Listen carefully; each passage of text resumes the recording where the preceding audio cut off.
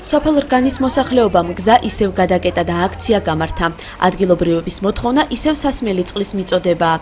როგორც ისინი ამბობენ, უკვე ერთი თვეა უწყლოდ არიან დარჩენილნი. ოთხიშვილის დედა ვარ.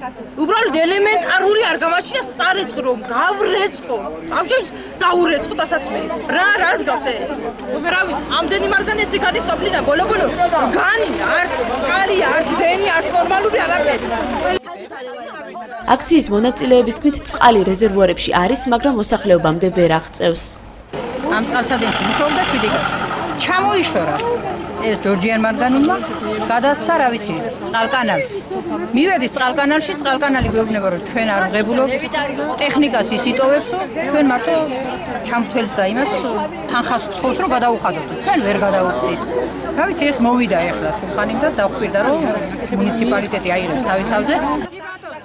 მოგვიანებით აქციაზე ჭიათურის მუნიციპალიტეტის გამგებელი ადგილობრივი ხელისუფლების წარმომადგენლებთან ერთად მივიდა და აქციის მონაწილეებს პრობლემის მოგვარებას დაჰპირდა. მქონდა საუბარი ჯორჯია მანგანელის ხელმძღვანელობასთან, ჩვენი სამსახურები ჩართული არიან, ის დაზიანებები, რომელიც ამ სისტემებს აქვს, დღესვე აღმოიფხვრება.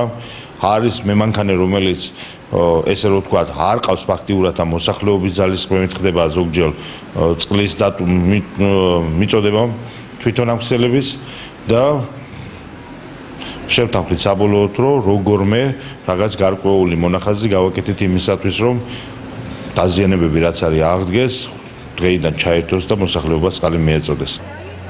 მას შემდეგ, რაც აქციის მონაწილეებს მუნიციპალიტეტის გამგებელი შეხვდა, სოფელ რგანის მოსახლეობამ აქცია შეწყვიტა.